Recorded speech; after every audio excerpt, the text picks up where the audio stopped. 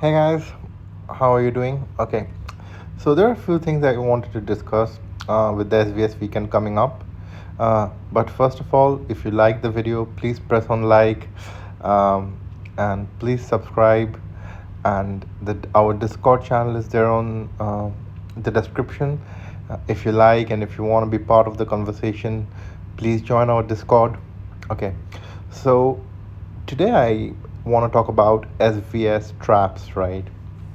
So, especially if you're a new server and you're all excited that SVS has come and you're gonna get your wings. I remember how excited I was about that. It and I took like a lot of risks at that time because primarily because I didn't understand what are the risks, like there are risks at all. So yeah, so the different kind of traps we do are, like so the first type is we'll just have someone drop bubble who can essentially ghost, and if someone comes who we can solo to just hit that, we hit them back. So it's very very important that like when even if you're scouting, you do it from like a fair distance. Don't save speeds. SVS is all about speeds, so don't try to like tap it twice and like make it like from 1 minute to 15 seconds and yeah, I mean something like that. Don't do that. Just do it to 0 0 and port immediately. If you can be hit, port immediately. If you cannot ghost, port immediately. Don't or even if you're like maybe you don't want to scout. Like I never wanted to scout, I just wanted to hit without scouting. There are risks, but then keep tapping the speed button continuously so that the counter hit doesn't land on you. This is very important. Never let the counter hit land on you, especially if you're hitting uh, without a scout. Then definitely don't let the counter hit land on you, because if it's a trap and you lose all your subs, that counter hit is going to be devastating. So yeah, so the first step I would say is like always scout, and don't hit anything without a scout.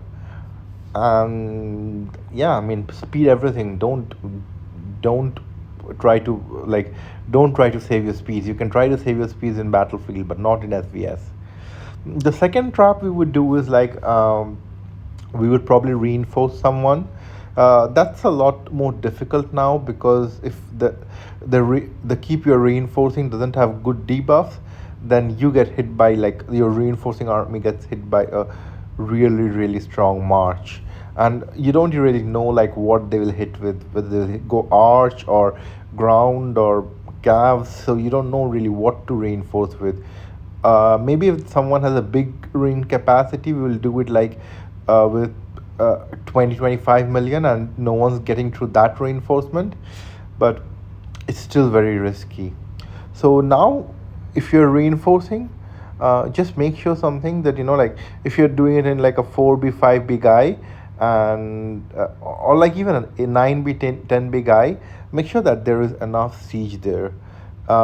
If there is not enough siege, just put ground and arch there, which we generally used to reinforce with. 7B or 8B guy can get hit for a billion or billion five, because like we're talking about siege marching HPs of 2300 2400, and well, no, not much debuff, so that can be disastrous, to be very honest. um, okay, moving on. These were the two types of traps. Another type of trap we used to do is like we used to go to the other server and reinforce a K35. Like this is what we used to do in the K40 days, right? Like we reinforce a K35, K36 or K37 who is very likely to get hit, and he makes some noise in the temples and all, and then he gets noticed and gets hit, and we win the defense. So this you can still do, I think, unless there's a big K42, 43, 44 with insane buffs. you can still do this. Have a K37, K38 with a T1 trap. uh, Go there, you put an arch march inside. Don't put anything else, put an arch march inside, because even if they siege you, they cannot get to the arch reinforcements because they will get stopped by the so I have actually tried this, right? So when someone with an arch reinforcement is sieged, they get stopped before they start hitting by the siege layers of the defender. So the defender needs to have siege layers, like put like maybe 100,000 siege layers in every layer, right? So put that, and the defender siege layers will stop the siege from reaching your arch, and your calves and the defender's calves will kill the siege. So that should be pretty safe. But it has to be a T1 trap. If you're like doing it in a hosting castle, you put arch or ground or whatever. Even the opposite march can take it out, because as I explained about the rain, about the debuffs, right? So don't do it in a hosting castle. Make sure that the defender can hold it, and your arch is just there to help.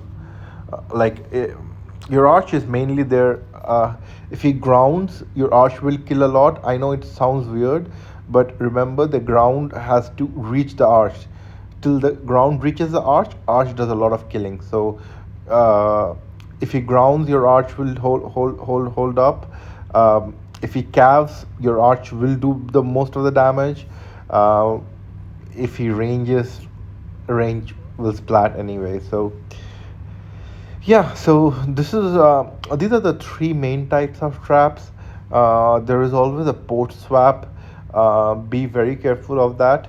Um, Also, like when you're attacking someone, just look around whether there is any other big player of their server in your server, and they can port swap into that spot.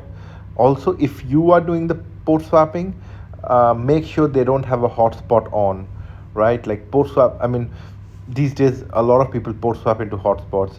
So don't also it's not easy to know where there is a hotspot. So basically don't port around the same spot. Like don't port near their hive where they might put a hotspot. These kind of things, right? Very simple. uh, yeah.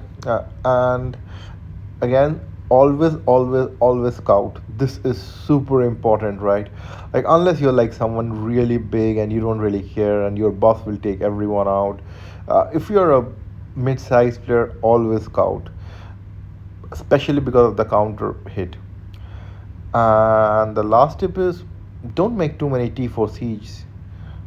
Those just die. Like if someone T11s you, your T4 siege just dies, and you'll actually give out negative points in solos in SVS. So yeah, that's just not a good idea. Mm, and pretty much it. Get your build right. Another trick I use is like I always attach half the subs.